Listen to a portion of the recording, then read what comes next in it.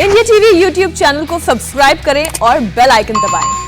अफगानिस्तान से इस वक्त की एक और बड़ी ब्रेकिंग न्यूज आपको बता दें। अमेरिकी कब्जे से काबुल एयरपोर्ट खाली होने के बाद तालिबान का प्रवक्ता जबीउल्लाह मुजाहिद भी एयरपोर्ट पर पहुंच गया है। अमेरिकी फौज के काबुल छोड़ने के कुछ ही घंटे बाद जबीउल्लाह मुजाहिद एयरपोर्ट पर पहुंचा। उसके साथ बड़ी तादाद में दूसरे तालिबानी भी थे। एयरपोर्ट के चप्पे चप्पे पर तालिबानी अब नजर आ रहे हैं। कुछ कुर्ते पैजामे में हैं तो कुछ मिलिट्री यूनिफॉर्म में।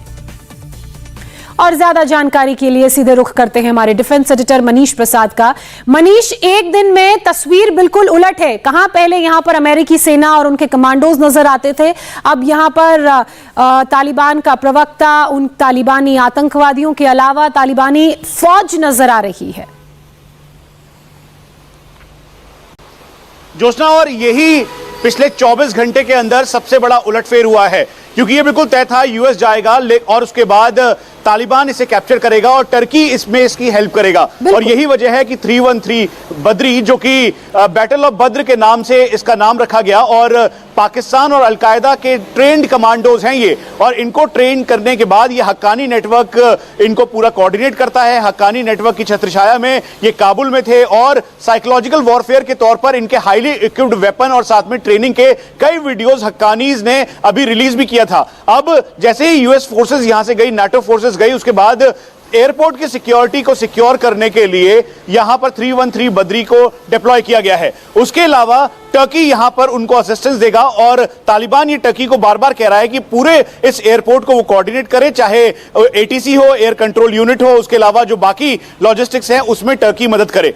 एक और तस्वीर, जबीउल्लाह मुजाहिद जो कि स्पोक्स पर्सन है तालिबान के, उनको प्रॉपर इनपुट देना है, डिटेल देना है कि आखिरकार डीमिलिटराइज जो वेपन किए हैं अमेरिका ने वो कौन कौन से किए हैं, और तालिबान की टॉप लीडरशिप यानी अब्दुल गनी बरादर और हक्कानीज को ये बताना है। इसीलिए इस समय जबीउल्लाह मुजाहिद खुद यहां पर एयरपोर्ट पर मौजूद हैं, हामिद करज़ई इंटरनेशनल एयरबेस पर, और वहां पे वो पूरी मॉनिटरिंग कर रहे हैं। एक पूरी डिटेल बनाकर वो उनको सौंपेंगे। कुल मिलाकर 83 बिलियन यूएस डॉलर्स का जो वेपन है वो अमेरिका ने छोड़ा है, उसे कहा है कि डीमिलिटराइज कर दिया है, लेकिन रिवर्स टेक्नोलॉजी कर इन सभी को दोबारा से यूज करना है। तो अभी के दो अपडेट, पहला 313 बद्री इस समय हामिद करज़ई इंटरनेशनल एयरपोर्ट पर पूरी तरीके से काबिज है। दूसरा, जबीउल्लाह मुजाहिदीन इस बार फिर से एक्शन पे हैं। मनीष, मेरा एक और सवाल, आपने वेपन्स के डीमिलिटराइजेशन की बात की, बद्री 313 की बात की, लेकिन हम टर्की की बात करें जिससे सैन्य सपोर्ट की मांग तालिबान लगातार कर रहा था, अब वो सैन्य नहीं बल्कि लॉजिस्टिकल सपोर्ट करेगा, तो वो लॉजिस्टिकल सपोर्ट क्या वेपनरी, मशीनरी और रिवर्स टेक्नोलॉजी में भी हो सकता है?